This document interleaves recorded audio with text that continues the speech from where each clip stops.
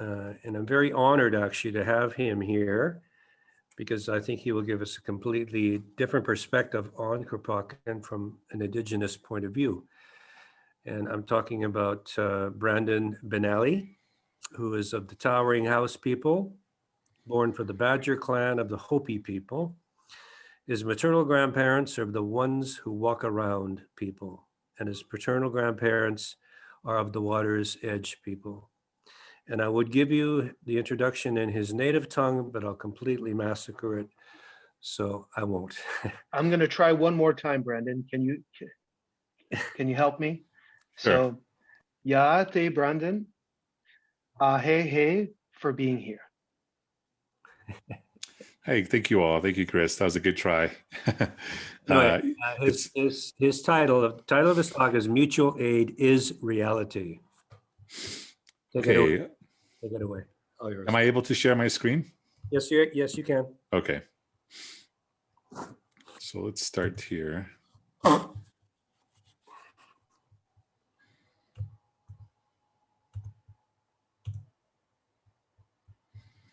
And before I forget, Brandon, you can share these slides with us if you don't mind, so people can see them later.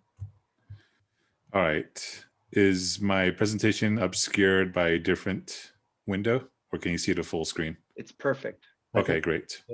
Mm-hmm. So I will give an introduction in my language. So Yaate, She'e Brandon Benallie Dashajine, Kenya Ani Dene Nishlo, Oze Tachini Bashishkin, Honarahni Dene Dashache Adothoba Dene Dashanele, Kitzili Adot Desh Gej De Nasha, Dene Hastin Akot Ego Nishle.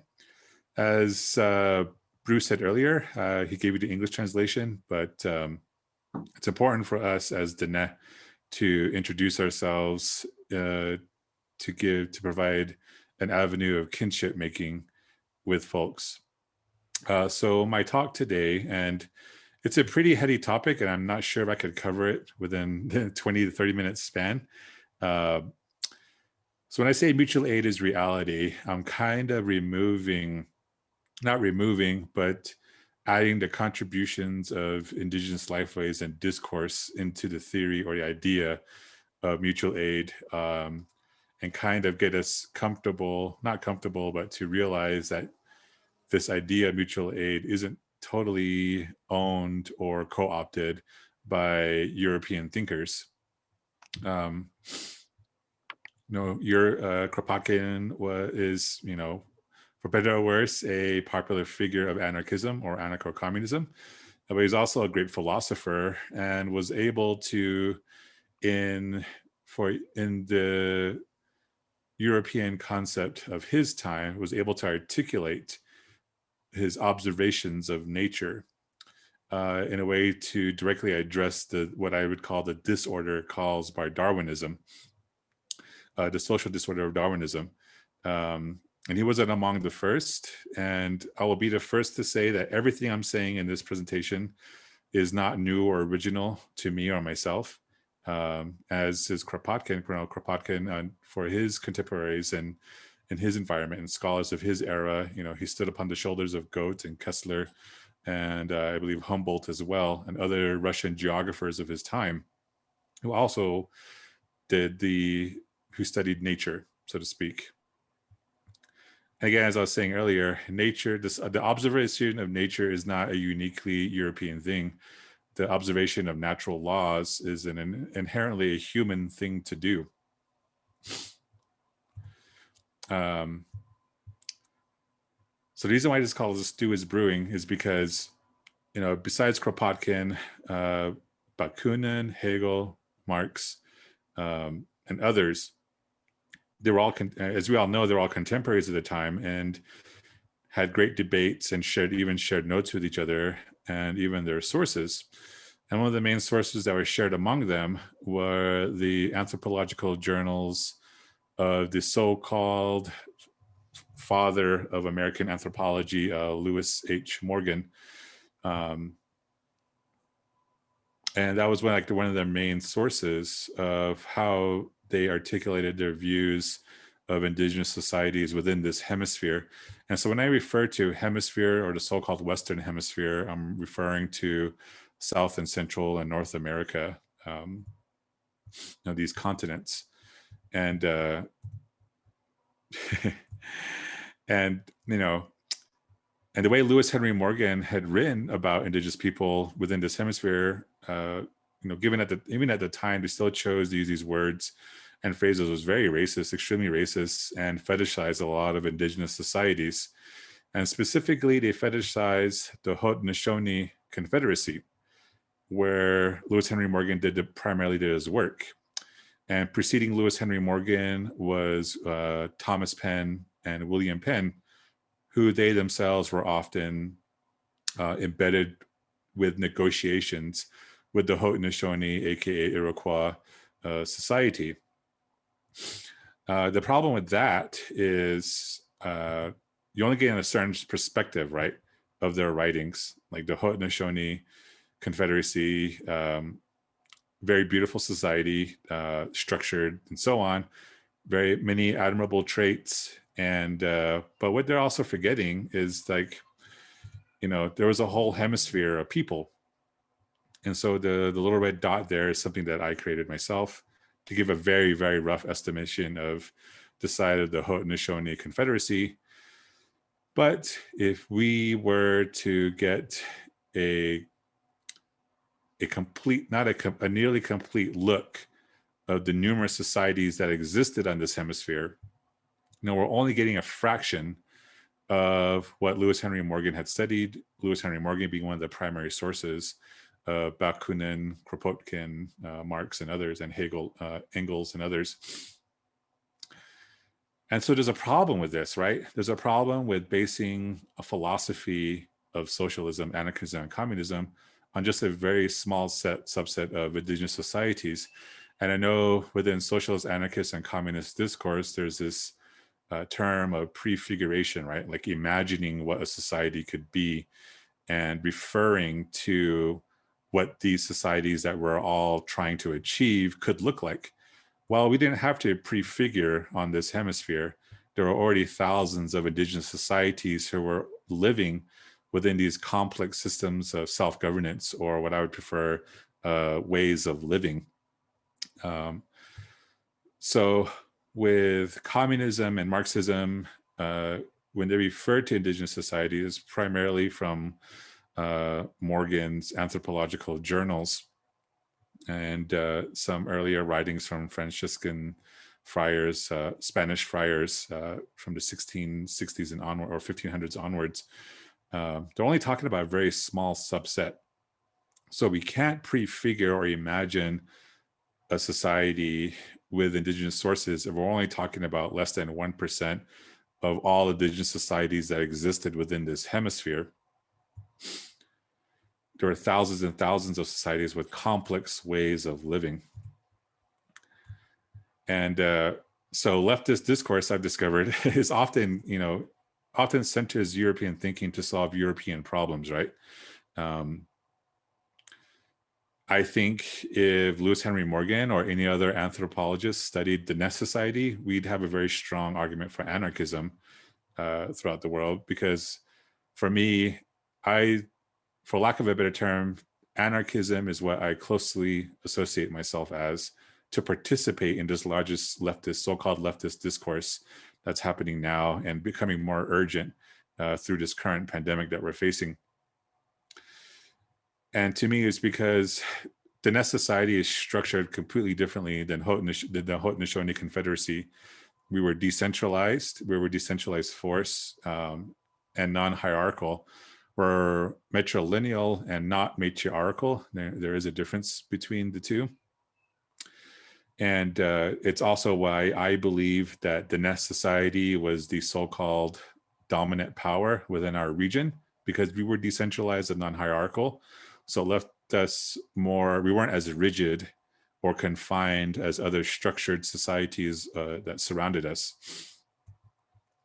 And so when I was putting this together, when I first, well, actually, this is a common argument I've been having for a very long time. And and what I said in the beginning was that nothing I say is new or original, and came to find out there's actually a very good YouTube video that some of you may have seen already by Twin Rabbits called Stolen Anarchy. And he explains this very well, better than I could in this limited time frame, about the history of how socialism and communism, anarchism, ideologies, and political philosophies had formed on a very flawed observations by Lewis Morgan and other early settler colonialists and anthropologists at that time. And so I really highly encourage you all to watch this video. And again, like I said, if I could, I would probably replace my presentation with this video. It's done very well and sourced very well and articulated very well. Again, just because someone else did it doesn't mean that we can also continue to contribute to that conversation. So I highly encourage viewing this video. So here at the little marked out area of the Iroquois, again, a very rough estimation of what the Iroquois Haudenosaunee Confederacy is or was. And the other second dot is the Diné, what we refer to as Dinétah, Diné territory. And again, there's a very famous saying that within our hemisphere, we had wars, we had battles, we had trading, just like every other society, but it was between stateless societies. So don't mistake me, putting these boundaries in as a set boundary. Even within that red dot where I placed Dinétah, there are many other indigenous nations, societies of people who exist within those red dots as well, who share those territories with us. And so with the current map of the so-called United States, this is where the United States is located, with Dinétah, or the current boundaries of the Navajo Nation exist. For those of you who are not familiar with the location of the Navajo Nation. And so just to give you a brief background on the effects of settler colonialism on Diné and Hopi people, is all based on resource colonialism or extraction and extraction. So in 1923, we had a government forced upon us, a system of governance forced upon us, whose primary purpose was to sign over oil and gas leases. And of course, Diné society, that's when it became not only a centralized governance was forced upon us, this false imposition of democracy, so to speak. It was also when patriarchy was forced upon us as well, because when this system of governance was forced upon us in 1922, actually, they didn't speak to our traditional ways of coming to decisions or consensus. They basically picked, I believe it was 15 Navajo men who are already friendly to the United States government, told them that they were chiefs, and then had them sign a document saying, this is our new way of governance now, and please start signing these papers so that we can begin more oil, gas, and resource exploitation of your lands. Basically, it was a way to coerce us into destroying our lands and water so that the Southwest United States could thrive. So the Southwest United States was built first with the theft and destruction of Navajo and Hopi lands, particularly an area where I'm from called Black Mesa, Arizona. Black Mesa is, I believe at the time, was the largest coal bed in the North American continent, on this continent before others were discovered in so-called Canada and other places. And the reason why coal was mined here was because these large abominations of metropolises known as Phoenix, Los Angeles, Tucson, Arizona, Phoenix, Arizona, Los Angeles, California, Las Vegas, Nevada, needed water. And if you can see here on our northern border of the current reservation boundaries is the Colorado River. 80 miles of our border, of our reservation border, is the Colorado River. But we don't have access to the Colorado River. We don't have any pipelines delivering water from the Colorado River to Diné and Hopi people and Paiute people as well.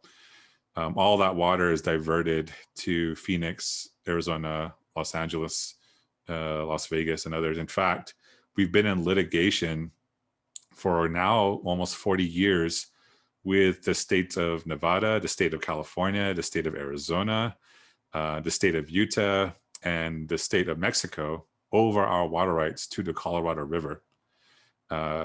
So trillions and trillions of capital and dollar has been made by denying us our water rights as Indigenous people, denying Diné, Hopi, and Paiute people access to the Colorado River.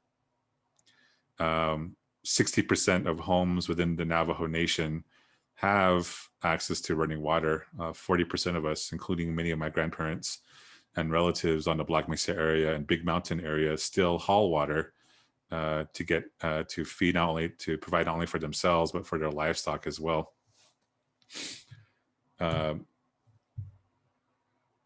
So for myself as a Diné person, when I first heard the terms of socialism, capitalism, colonialism, communism, and anarchism, it was with my aunties and grandmas when we would meet and discuss what's happening to us as Diné and Hopi people. Why are we lacking access to clean water? Why are we being forced to, why are thousands of Navajo families being forcibly relocated to other areas so that coal mining companies could come in? It was the first time I was introduced to those terms. And as I grew, this is a very famous photo by what I call one of our favorite Navajo in-laws. He was a Japanese person who married a Navajo woman. His name is Kenji Kawano. And I think this gives testament to, our Diné systems of kinship. Kenji arrived in the early 70s to the Navajo Nation, not speaking a word of English, worked at a convenience store, and then met a Navajo woman and married her and learned English and Navajo from her. So we don't refer to Kenji as a Japanese person. We refer to him as Navajo, as Diné. He's a very, very good person. And so, as Joe, as you were saying earlier, like the observation of reality is an observation of systems, right? It's these observations of systems, these observations of natural laws, wasn't discovered by Kropotkin, wasn't discovered just by European thinkers, although I am thankful that they're able to articulate to solve European problems, because those European problems turned into global problems, such as imperialism. And we need tools to articulate our struggles against this large monster. And that's one thing I really appreciate about, although I'm not a Marxist, I still encourage people to read Marx, even though I am an indigenous anarchist. Some people might find contradictions in that, but I still, Marx's historical materialist analysis of capitalism is what we as Diné would view as a great monster, like the greatest monster exists among us. And so we need all tools and weapons to destroy this monster. So with Kropotkin's study of natural laws of mutual aid and systems, natural systems in place, we as Diné have our own ways of thinking, of philosophies, so to speak, to study our natural environment around us. And it's typically viewed as, in this image here, these four schools of thinking is the best way I could put it. So in traditional Diné governance, we have what's called sahakes, what we would, if literally translated, would mean cosmic flame. But we would also, in our ways of thinking, our thoughts come from a cosmic flame or critical thinking. These ideas, like where did they come from, right? We could even think of that as neurons firing. Nahatah. Nahatah means to place your ideas around you. That's the literal translation. But for Dinétah person, the closest translation would be planning. So you have these ideas and thoughts, like you're observing something, these ideas and thoughts, these neurons fire up, this cosmic flame. And so where do you place these ideas and thoughts to enlighten your life, your essence? Ina is what we refer to that as. And ina, ha'ansahakes nahata, contribute to your essence. And not only the essence of yourself, but the essence of your family and your community. And the fourth phase is called sihasin, which means everlasting hope and resilience. And also means reflection. So after you've performed these first three functions of our Dinétah philosophies of thinking, of studying systems in place, our environment around us, or even bigger decisions, you reflect on the effects of those decisions. Some may call it dialectical materialism, the study of how systems interact. We just call it Dinétah philosophies of living, of thinking about our environment around us. And so the reason why I bring this up is that this isn't unique to Dinétah people. This isn't unique to the Haudenosaunee Confederacy. This isn't unique. This is, as Kropotkin and his contemporaries studied, was that this is a human universal trait, right? So somewhere along the way, these philosophies of place and being have been erased in leftist discourse. And I appreciate the attempts to include more on this hemisphere indigenous perspectives of what mutual aid is to us, not to like force our way of thinking into Kropotkin's vision of what mutual aid is, but to reinvigorate the cosmic flame within us, so to speak, within our societies of what being good kin is, being a good relative is. And so for Dinétah people, when we speak about kinship, it's beyond human-to-human relationships. Early Spanish friars, when they spoke about Dinétah so-called religious ceremonies or practices, they spoke to it from a human-to-human level with some so-called animistic qualities to it. But we as Dinétah, we don't anthropomorphize, we don't add human traits to non-human things. When we talk about kinship, we talk about beyond the human to human, but the human to the non-human as well. And when I refer to the non-human, I refer to the rivers and to the mountains also. And when I say this, I always say, I don't mean it in like in a mystical avatar type of sense, right? Like I don't mean to romanticize or to add like a mythical description of what we view as a relative is. Because as Joey and others have said before us, there are consequences when we disrupt those systems of kinship, of being a good relative towards each other. And right now, the greatest disruption to kinship of being a good relative is imperialism, is capitalism, is out of control development that's being accelerated by imperialism. And so, we are seeing the reality, and we're living each of us are being affected by this broken system of kinship. And so when I speak of mutual aid and how, before I even knew the word mutual aid, my great-grandfather, his name was Besh Baboi, he's the person on the right. He was an amazing farmer, and so I was a really naughty kid. So I was raised by a single mother and a single grandmother. And so when my mother was away in school and my grandmother was raising me in this place called Tuba City, Arizona, during the summers, because I was a naughty kid, she would drop me off in Black Mesa, where my great-grandfather and great-grandmothers were, and my other families were, and still are. And so I would help them all summer and all the winter, and during the winter moments as well, either we're sheep herding or doing other tasks to continue our ways as Dinétah there.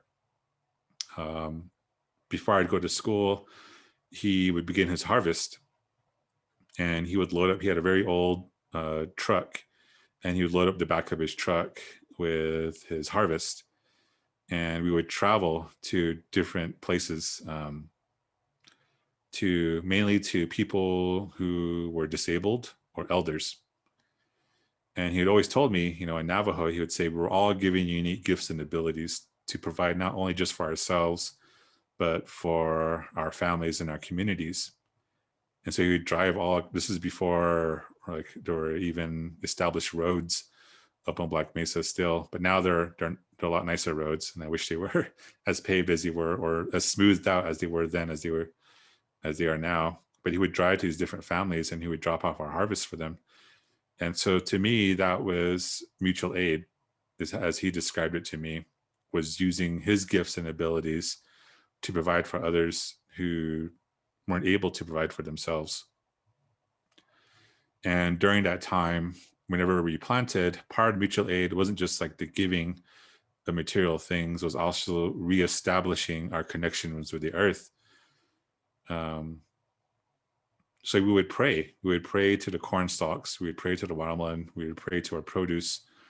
We wouldn't pick everything. Even when we collected certain medicines, we would pray to a representative of tobacco that we collected or herbal medicine that we collected, and pray that, we would call them kinship terms, familial terms, like little brother or little sister or father or mother, uncle, whatever, depending what type of plant it was.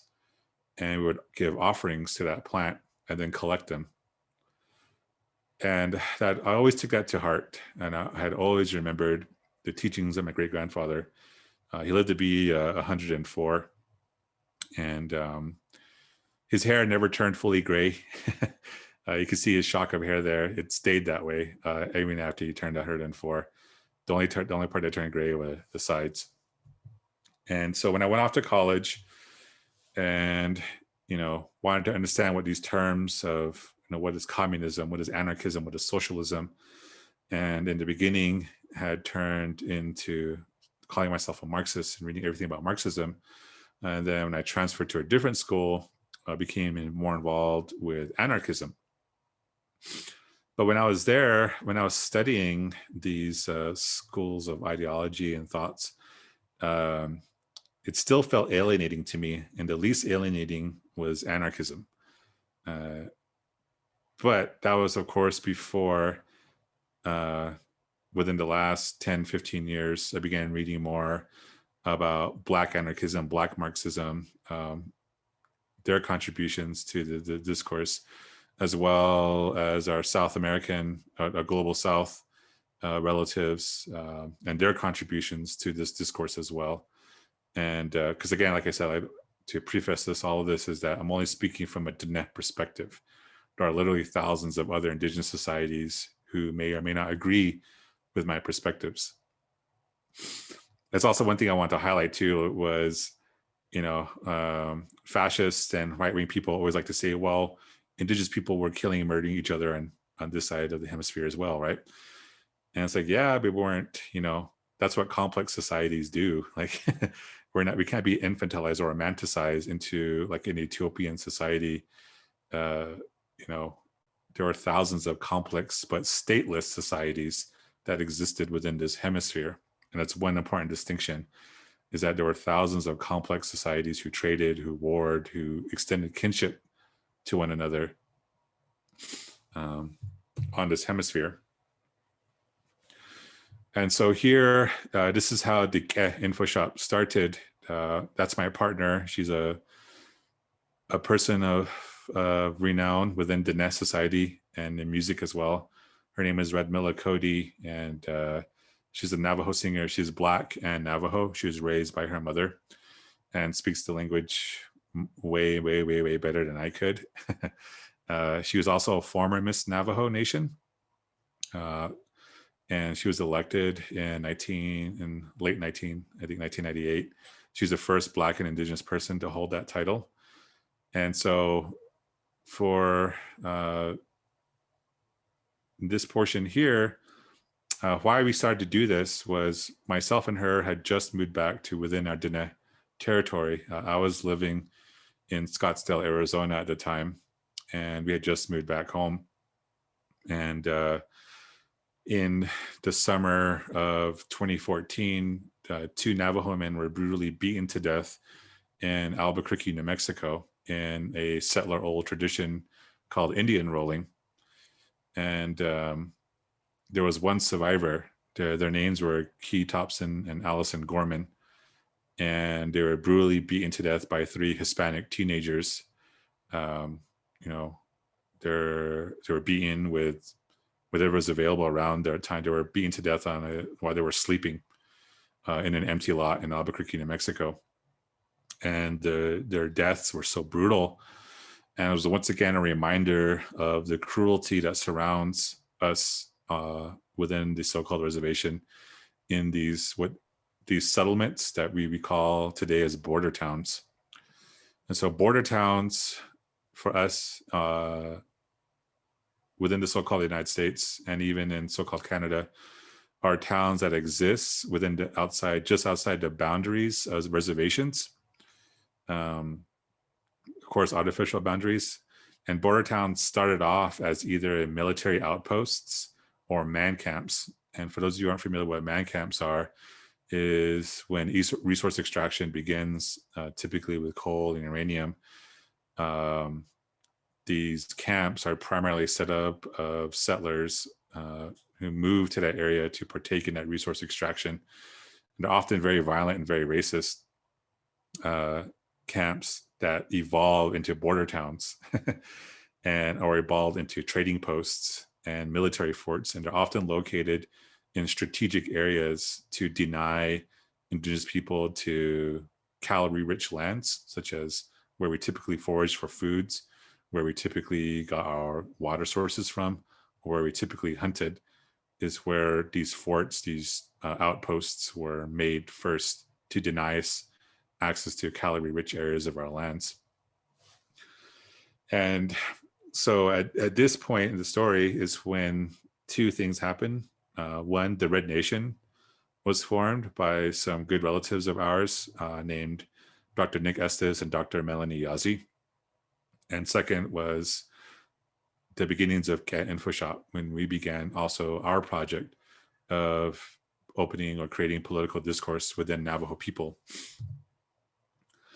And so part of that discourse was, Cat does not discriminate. And so when my partner was running for Miss Navajo, she faced immense amount of racism from our own people who didn't think she was Navajo because her phenotype, the way she looked, was Black. She didn't look Navajo to them, and therefore she can't be Navajo, even though she probably speaks the language better than most of them, was raised Navajo, was raised in a lot of the same conditions that we would consider poverty for a lot of Navajo people lived in.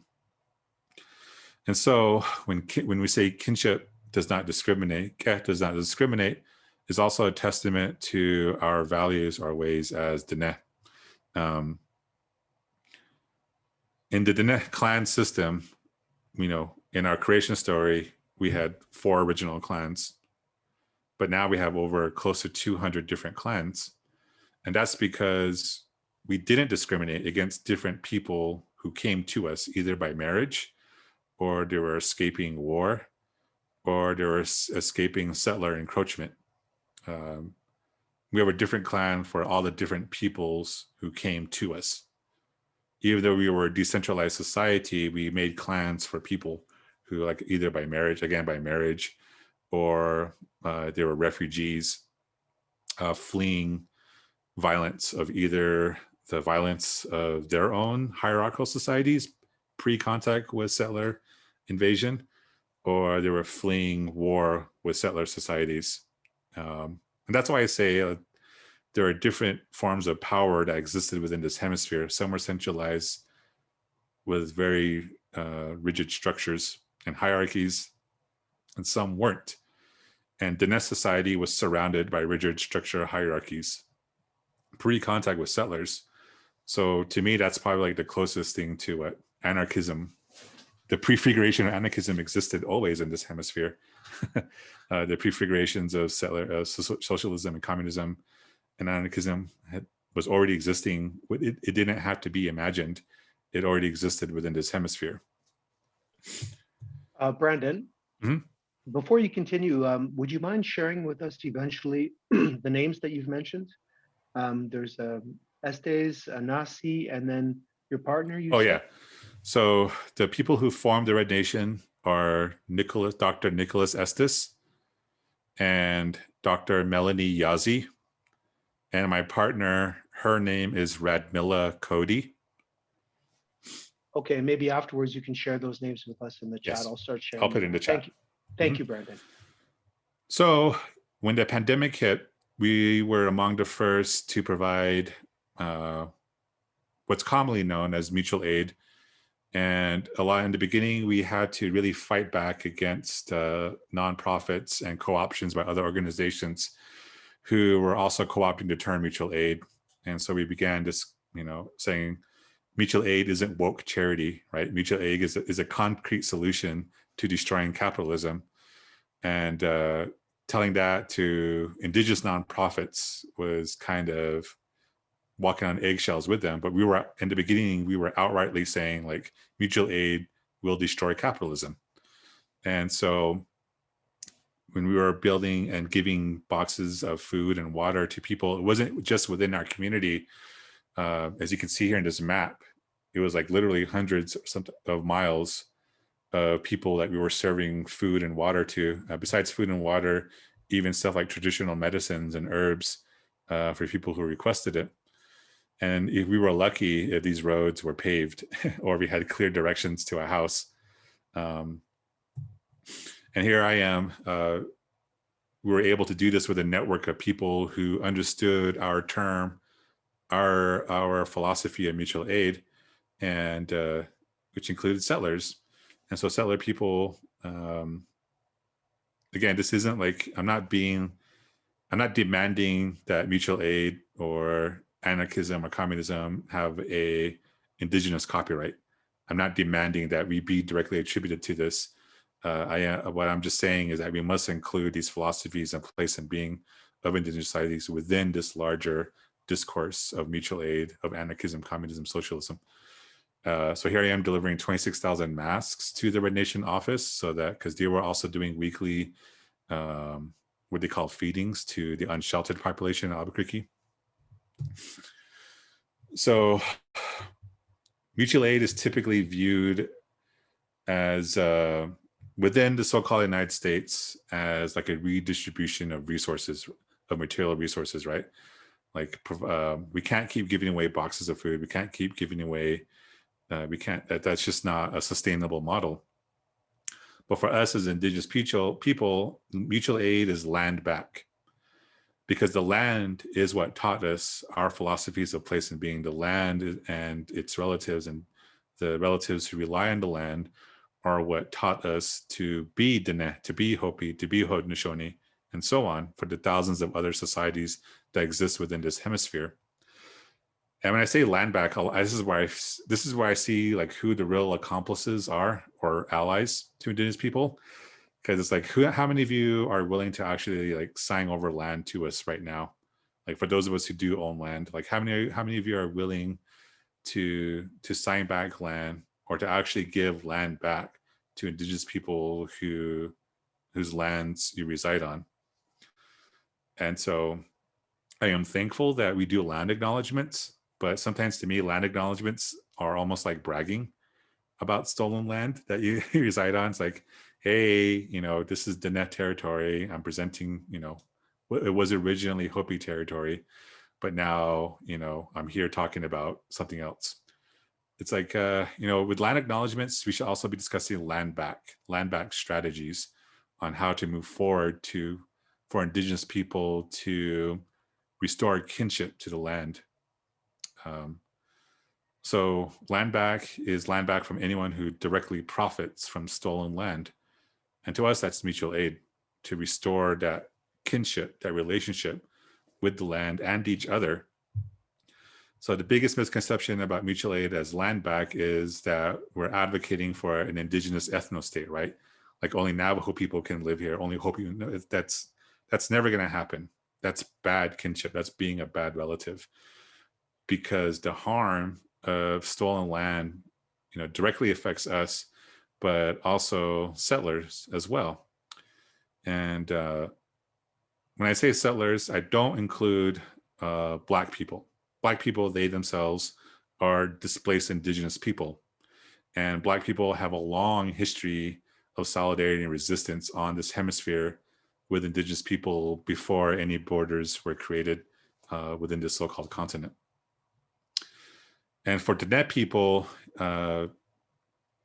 land back is the restoration of kinship to the mountains.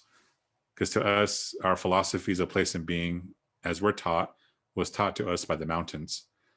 And I often say the mountains didn't raise us to be proletariats. And mutual aid through land back is giving back land that's been stolen for resource colonization and exploitation, which we see happen in Israel, or so-called Israel, and the Palestine as well, with Palestinians facing the same issues of water rights, of arable land, of not having their lands destroyed for resource colonization as well. So I just want to extend solidarity to other Indigenous peoples around us who are also facing current land theft. Particularly right now, Oak Flat within the so-called United States is up again in our minds, because now that the Biden administration is here, they're talking about negotiating contracts to open up Oak Flats, which is sacred to the San Carlos Apache people, for resource extraction. This is a huge rock mountain by the capital of the Navajo Nation, where we were posting up. We had the Free Big Mountain there. We had a projector on there. They're also doing Free Palestine. Because again, as Diné people, our ways of kinship extend beyond just Navajo to Navajo. It's human to human and human to non-human. So for us, mutual aid is demanding land back for also the Palestinian people as well. And especially our Black relatives here within the so-called United States. Like I said earlier, like Black and Indigenous solidarity existed on this hemisphere before the so-called United States was created, and will exist at the end of the United States. And it's important for us to restore kinship with our Black relatives. To me, that's mutual aid, because we're concerned about their health and well-being within Indigenous territories, because Indigenous people will be the ones who decide what our liberation looks like, because of our deeply rooted histories with the land. For a while, there was Indigenous anarchist discourse about how Indigenous anarchism is land-based, which I think is, it's a good start. But we also have to remember that 70% of Indigenous people don't live within their Indigenous territories within the so-called United States and Canada. They live in urban settings. So oftentimes, Indigenous anarchist discourse on land being land-based can miss those people who never grew up. Like I had the privilege of living and being raised by my great-grandfather and grandmother and my grandmother, my aunties, who gave me these teachings, these gifts. 70% of Indigenous people don't have the access, that privilege to people who can directly pass down those teachings upon them. So beyond indignation, right? Like I'm Indigenous, I'm mad. I'm not claiming to demand that Indigenous people be given complete credit for anarchism or communism or socialism. What I am demanding is to include us more within this discourse of anarchism and socialism and communism, specifically when we talk about mutual aid, because mutual aid has often been co-opted in leftist discourse as being a solely European thought or strategy. But thankfully today, thanks to Mr. Kokard and others within this panel and other great and amazing panels, we're including more of this discourse within it, and to have more meaningful discussions on opening space for Indigenous philosophies of place and being. And so beyond indignation is for me, what I often say is that, and it may sound kind of hokey, and I don't mean this like in an avatar type of sense, but what I mean is that each of us have deep roots within the earth, wherever we're from. There are actual indigenous teachings of people who remember what it means to be a good relative, who remember what it means to be healthy and kind to one another, who remember that we are all capable of critical thinking and planning a healthy future beyond our societies, but how our societies can work together to create a healthy and dignified future for all. And I think these roots, these deep roots within the earth, are discovering each other once again. And I was always taught that these roots will always find each other. And I think through this conference, these deep roots within the earth of being healthy, of being good relatives to one another, are finding each other again. And so it's easy for me to criticize Kropotkin and other European thinkers. That's an easy thing to do. But to find that we're not so different in the futures that we want to see for ourselves, but what we can do is address those differences that lead to that future in a healthier way. And so again, I wish I could talk more and more about this, but I spent way too much time discussing it. So ahiahat, much gratitude and respect to everyone here who presented, to Joey. You had a great presentation, to other presenters as well. And for Chris for bringing us all together to discuss these huge concepts of mutual aid, specifically within indigenous societies. And again, going back to that other map, I'm only giving the net perspective when there are literally thousands of other indigenous societies who have this perspective as well and who can explain it in their own ways, and to include them beyond land acknowledgements, to include them within this discourse of how can they restore kinship with the land.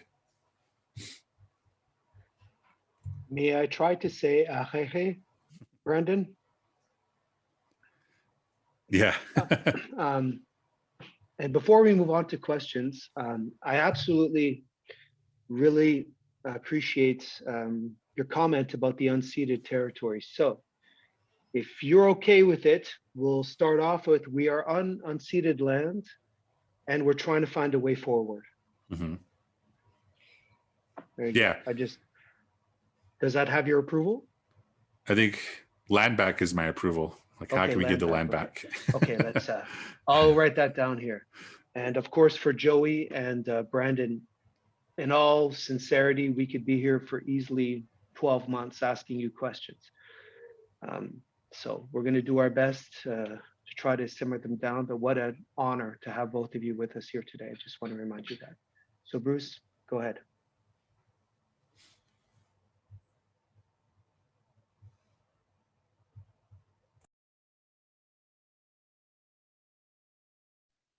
Okay, so I'll go ahead.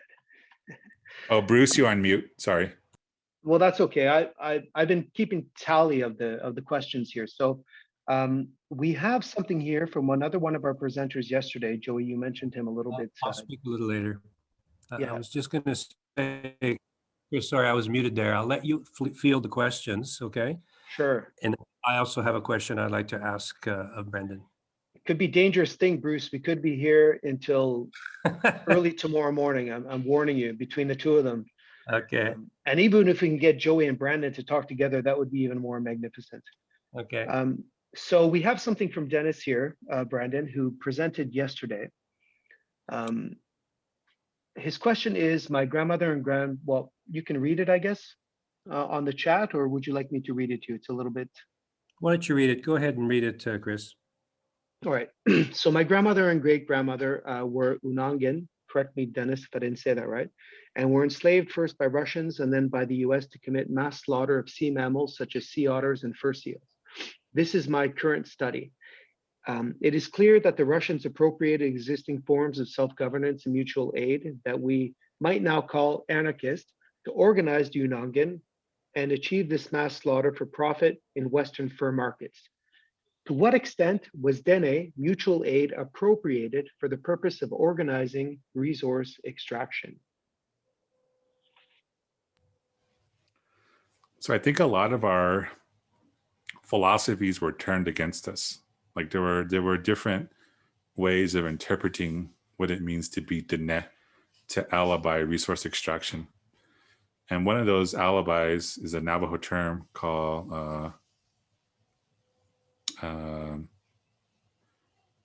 in English, it would be, if it's to be, it's up to me. Agit ego, which means if it's to be, it's up to me. And which is like the loosest English translation I can give. Ta'ahwo agit ego. So how that was used against us is it was turned into a selfish thing to highlight individualism. So you had a lot of different teachers, and maybe you worked at the mine and your boss wanted to give you a raise or wanted more productive value out of you. They would ask Navajos who were friendly to the resource companies, who are friendly to the boarding schools, like what terms are there that are about self-improvement or self-empowerment? One of them being ta'ahwo agit ego. If it's to be, it's up to me. So what that term originally meant was it was a sense of empowerment, not just for the individual. You know, they removed a lot of the context that included ta'ahwo agit ego. Ta'ahwo agit ego meant it is my responsibility as an individual to create a healthy society. So they removed it from that context and began to use that term in a very capitalist, individualist context to say, if I'm to be a successful capitalist, if I'm to be a successful worker, if I'm to be a successful employee, it's up to me to do that. So that's one way of how within this larger philosophy of I can literally spend a month talking about I always say that is our theory of our grand unifying theory. For those of you who don't know, my background is in I went to school at the Mexico Institute of Technology and I studied computer science. Then I transferred to the Massachusetts Institute of Technology, where I studied physics and computer science. And I'd always say, like, you know, there's Einstein's theories of relativity, and there's also the theory of electromagnetism, and how it's like there's this rush to like find a way to combine the theory of the very large and the theory of the very small. And for me as Diné, like, oh, we already figured it out. It's called Keh. It's how everything is connected. So everything I'm talking about now, this is just like a very small portion. When I speak about Keh, kinship, it gets much deeper than this, beyond mutual aid, beyond Sahakes, Nahata, Ina, Sihasen. And that's just one school of philosophy of Keh. There are other schools of philosophy that are very large. So that's one way of how what we would call neocolonialism and neoliberalism, right? When the Indian agent stops being a settler and is an Indian, which is what we see now with Deb Haaland, who was elected to be the Department of Interior for the so-called United States. She's now the Indian agent. That's an example of neocolonialism, as well as neoliberalism. And so that's one way of how a portion of mutual aid, ego, if it's to be, it's up to me, has been co-opted and used against us to promote capitalist modes of value and individualism. I was gonna, my question kind of relates to that, Brandon, and you probably have heard about the struggle in British Columbia against the gas link pipeline. Okay, there's a company trying to run an oil pipeline between Alberta and the coast, and they want to go right through Indigenous lands. So what happened is the traditional chiefs, the traditional peoples were protesting, and they have their own concept of what their territories are. But we have the Indian Act in Canada, so that's the reservation system. And so the elected chiefs on the reserves were in cahoots with the government, the Canadian government, and the oil companies, and they allowed this thing to go through. Okay, so this fracture between the Indigenous, the traditional Indigenous peoples, and the reservists, if whatever you want to call them, the capitalists versus the traditionalists, do you see that a lot in in your nation, you kind of alluded to it. Is that a problem around the United States? It's an immense problem because, like I said, a lot of these systems of governance were forced upon us. And I said earlier in 1922, when the forced formal system of governance recognized by the so-called United States was created, it was created by Navajo men who were already friendly to United States governance. Our system of self-governance, of determination and ways of living isn't centralized. It's a matrilineal system, and requires a lot of consultation between different groups of Diné people to come to a decision that is the healthiest and most beneficial for us all. The way the nomination government is set up now is if you have a social issue, right? For example, we're advocating for a traditional treatment center to address substance use disorders among people within our territories. Right now, there's legislation to spend $41 million to build a new prison. And we're saying, well, why don't we spend $41 million to build a traditional treatment center instead? That's been in legislation for like years and years and years. But if you come with legislation that talks about resource extraction, that deals with, getting new oil leases or coal leases or uranium leases to a community, then that legislation goes right to the top of the stack and is probably completed within at most 6 months, maybe even less. Whereas when we're talking about a treatment center that has long-term benefits for our people, it's years and years of legislation and arguing for money to get it done. So there is a huge disconnect between Navajo Nation government and the Navajo people, because Navajo Nation government was solely created to alibi and to rush through resource extraction. Diné people, so-called traditional Diné people, we fight with our own government all the time over these oil and gas, these resource extraction leases, all the time. We're still fighting them to this day. Yeah. Especially in Big Mountain, we call it unceded territories in Big Mountain because there's still a large community of Navajo and some Hopi people who are refusing to leave that area so that coal mining companies don't come in, who are being invited by the Navajo Nation government.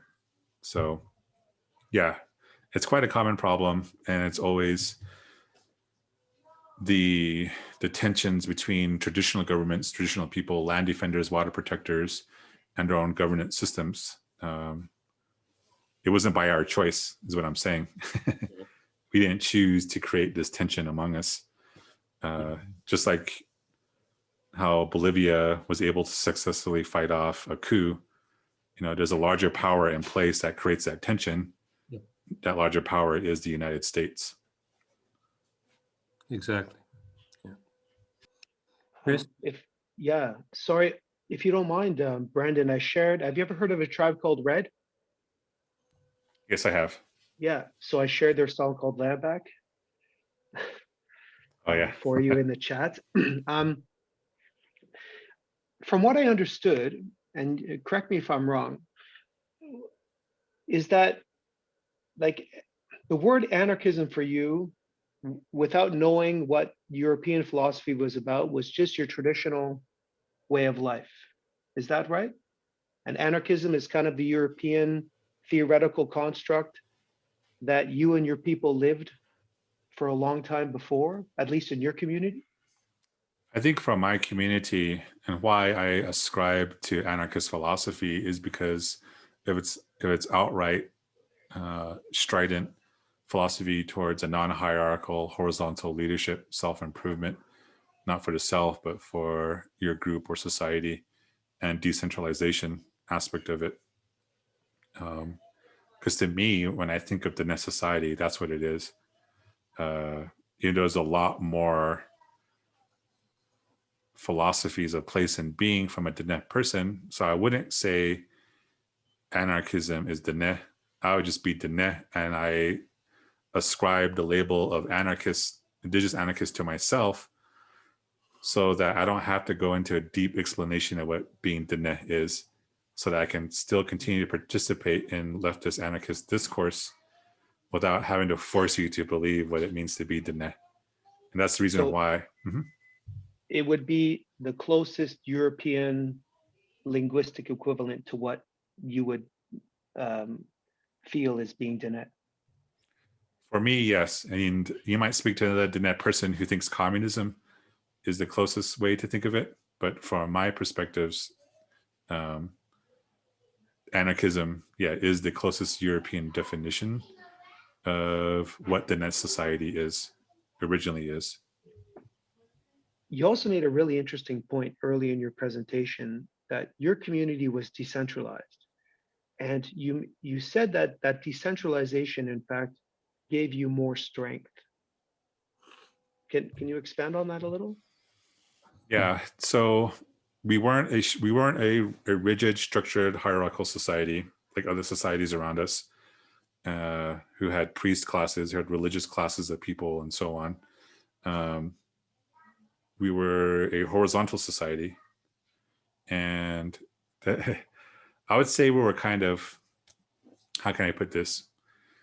Is that we're kind of rowdy, and we just didn't care to strict notions of hierarchy. And why I say that was our strength is that we incorporated different teachings within our own teachings. So a lot of Diné society has been influenced by our Pueblo relatives, our Plains relatives, our Global South relatives, because we're a migration society as well.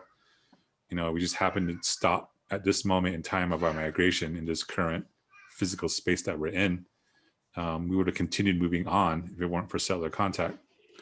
So, and as Becky Jones says, we were rowdy aunties and uncles. So I was about to say something similar, because you're like, we're a rowdy community, but you refer to yourself as a naughty young man. So I'm like, hey, what's happening here? So we didn't. So for one example I could give is that some societies, how they put their hair up, what's called a Navajo bun, or in Spanish a concho, and how they would differentiate religious classes among them was they'd have different colored hair ties. While Navajo people saw that and said, that looks like a cool thing, we'll take that, but we won't put color to the hair ties. We'll remove all notions of status that's included with that hair tie and just included within our philosophy as Diné. Creation stories have also included different creation stories from our Plains relatives and our Pueblo relatives as well. So our original philosophies as Diné is flexible enough to take the traits that we admire or find beautiful of different societies, not just human societies, but non-human as well, and incorporate that into our own. And so that's what made us flexible, but also made us powerful as Diné, is because we had this system of kinship, like these unspoken rules, what probably people would call today federalism. If we were under attack, these groups had, a pact among them to defend each other. But also, we didn't reject other people. We didn't reject other people who came to us for help, which is why we have so many different people in our clan systems as well. And so that's why, instead of just having 4 clans, I think Diné people, we have the largest number of clan systems. We have over close to 200 different subgroups of clans within Diné society, whereas typically you'll find 6, 8, or 10 in other indigenous societies. That's because of how inclusive we are, how our philosophies of place and being have given us enough flexibility to respond not only to our natural environment, but to any type of societal disorders that might be occurring around us. Just out of curiosity, Brandon, what's the status of your language, the Diné language? I would say it's stronger. It's very strong, because when I was a kid growing up, at the time, it was probably 80% of Diné people could speak Navajo. but now it's more like around 30%, which is still quite large compared to other indigenous people. And it's not our fault. Yeah. Well, I'm asking that because a lot of the amazing concepts you brought up today, cosmic flame as well as the Ke, seem to be the important relationship between language and culture, and that you need that language to have the culture, to have that perspective. Is it getting better? Is it going to get better? Well, some could say that. And this is why I'm really I precariously share this, because again, my privilege is that I was raised by people who had this knowledge, who bestowed it upon me. And the way they taught me also isn't the same as maybe other Diné people who are raised by their grandmas or grandparents as well. For how I was raised as a Diné person, with the privileges I have, I was raised about how there were traditionally no genders. And if there were genders, we could have 6 or 8 different genders of Diné people. Or it could be genderless, because during our ceremonies, and we are calling upon different genders to assist us that already exist within us.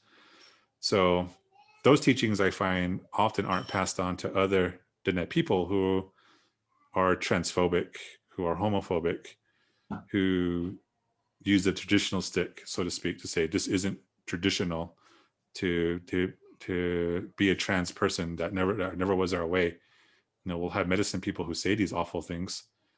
So even that, like the teachings that were given to me are different than other Diné people who grew up in different areas of the Navajo territories. So with that said, again, I go back to that statistic of, 70% of indigenous people don't live within their own lands, their traditional territories.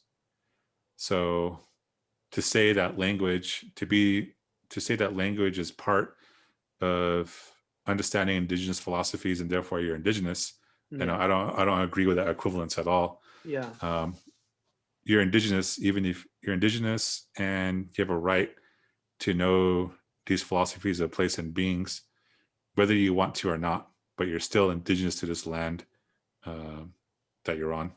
Yeah, and you mentioned kinship. You're reminding me quite a bit of a Cree person who does graphic novels, Chelsea Vowell. She wrote a really cool story, Kitaskina 2350 for 150 years. Anyway, she talked a lot about the Cree language and similar ideas, and how the language can help anybody who wants to step into that language to kind of see the world in a different way. And I guess that's what I meant about the importance of language. Not that it makes you indigenous or not, but that it's a really healthy perspective to have to this kinship, reconciliation in the future, right? Yeah. For me, it's important. For me personally, it's important to learn the language, because, thankfully I was raised speaking the language, and I've lost a lot of it, quite a bit actually, because I've been away for so long from other Navajo language speakers that I've lost quite a bit. And thankfully my partner speaks Diné Eja Navajo language fluently. And even she has a hard time teaching me. Thankfully, I can say the harder stuff because I was raised in it, but I've lost a lot of it. And I've only held on to these core teachings because they were the ones that guided me through life. So just because it was beneficial for me doesn't mean it's beneficial for everyone else.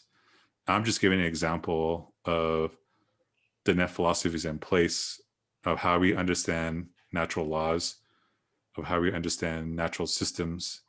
So I'm just giving an example of that through the language, through our original ways of being Diné.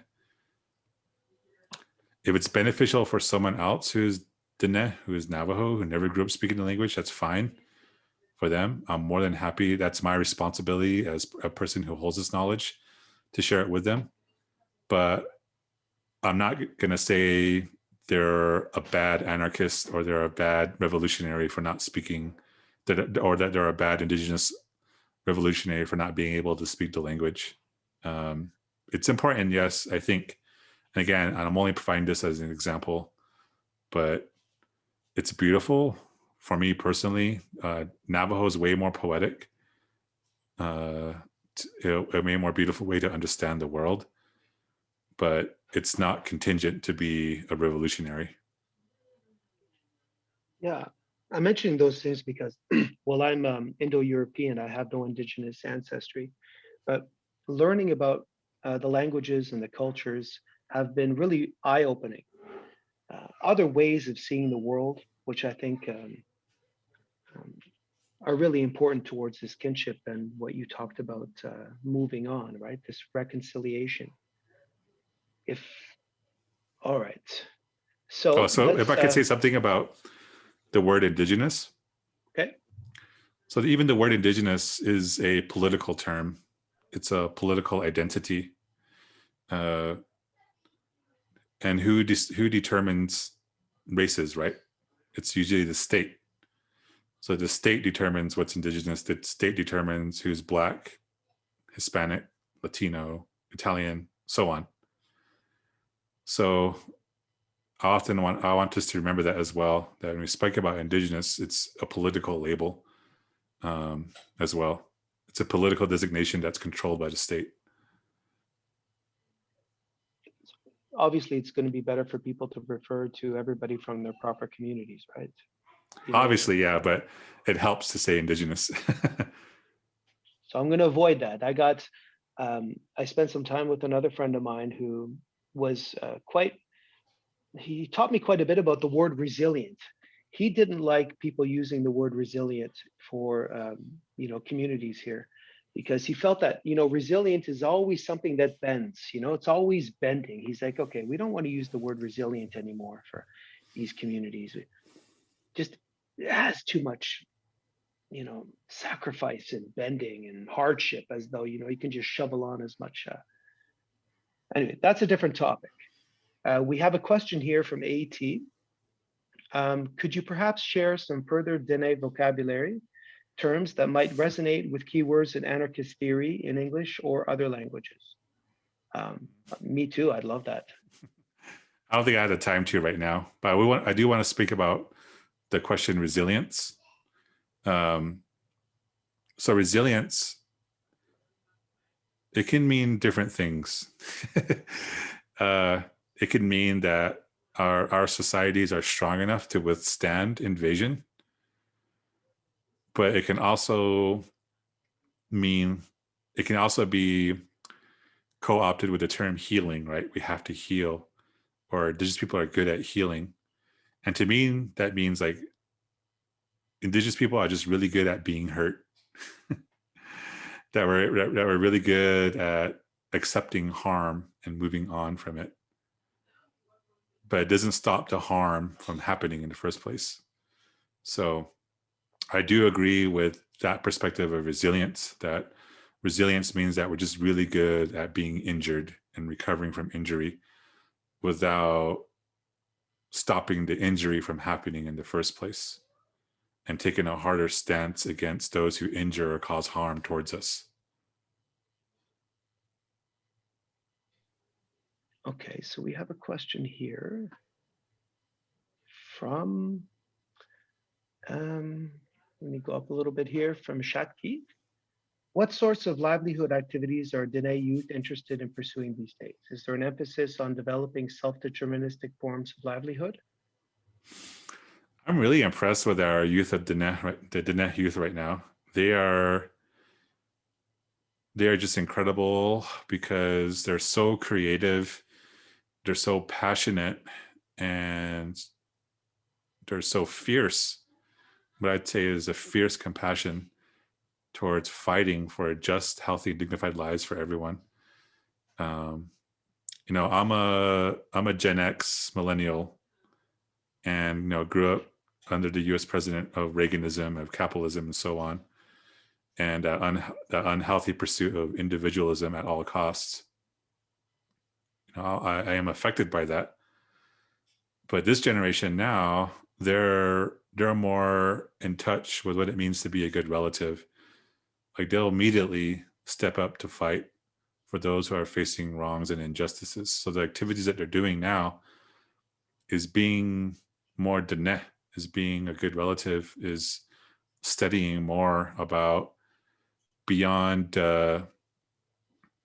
what it means to be a traditional Navajo. So what I mean by that is they're not just studying to be Navajo to solve just Navajo issues, right? They're studying what it means to be Dinétah so that we can support our Black relatives, so we can support our Palestinian relatives, so we can support our relatives in the global South, so we can support our Oceti-Sakowin relatives who are still facing the pipelines being built, our Mi'kmaq relatives, and so on. You know, they're actively studying theory and strategy to do that. Whereas my generation and others we're basically taught to build an ethno-state, a Navajo ethno-state that only worried about Navajo problems, that had conflicts with other tribes because we were competing with resources with them. And so they're a lot more aware, a lot more empathetic, compassionate, and fierce about building solidarity for the sake of all, not just for ourselves. So we're at about 3:15 now. We have Jason that has a question. And then maybe we'll just let anybody who wants to stay and hang out. And if you want to leave, that's okay. Thank you, Chris, and thank you, Brandon. It's a really excellent talk that you've put together, and your slides were really excellent. So I want to ask a question, and also I was raising my hand at first for NYC Anarchist Book Fair, so maybe right after I'm done speaking, they can hop on and ask like a part 2 of the question. But I wanted to ask a question that kind of involved the work that we're trying to do here, you know, the folks at Black Rose who put this together with Chris and some of the other people who volunteered and helped make this happen. When it comes to this question of land back and what can be done, especially by white settlers and those who have had an active role in their ancestry in this colonial history that we're discussing here now.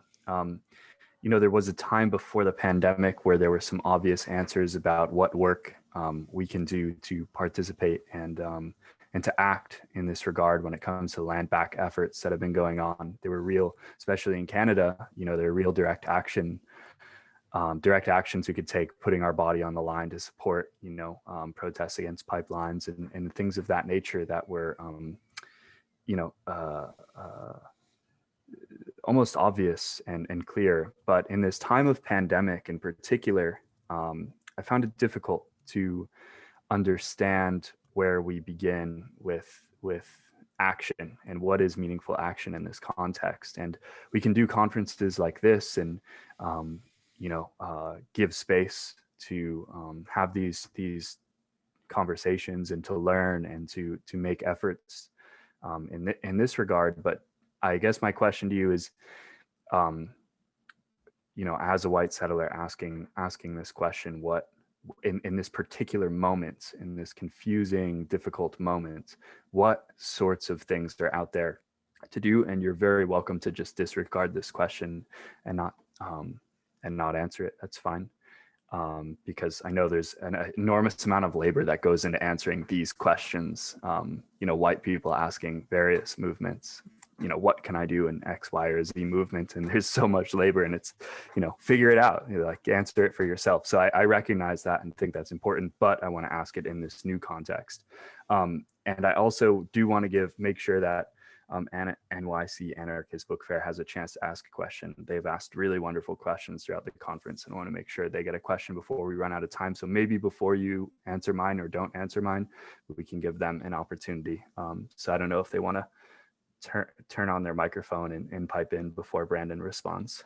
Thank you so much for that. Yes, I mean, by the way, your question is both my question too, you know. I mean, I just want to add a little part that's about this Brazilian situation right now. I mean, we, Anarchist Book Fair here in New York, we have been working with Brazilians, indigenous, and how we can collaborate with them, like in practical way, because it's a kind of emergence. They are, I mean, I'm from Brazil. My grandmother was indigenous, and I live here 20 years in New York. You know, I'm an immigrant and queer and trans, and but it means what you can do really effective now, because they are under fascism, like terrible fascism, militarism, and we try to do here performance, art performance. We send equipments for them, like for monitoring equipment for them can, you know, see when the National Guard come inside the territory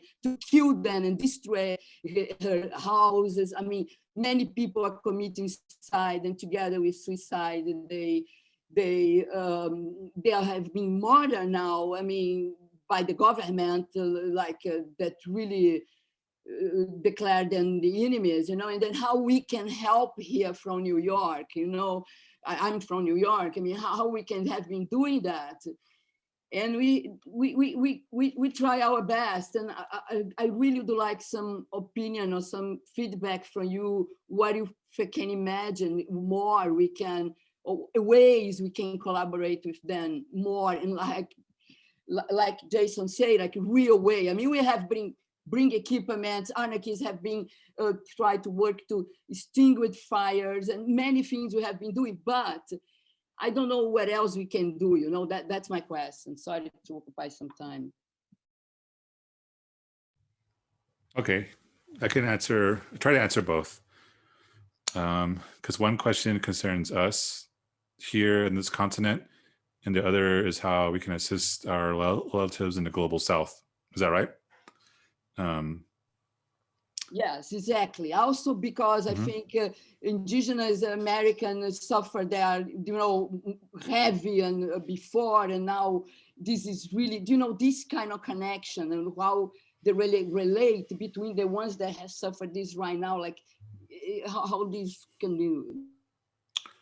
So for how to assist on this continent, specifically within so-called North America,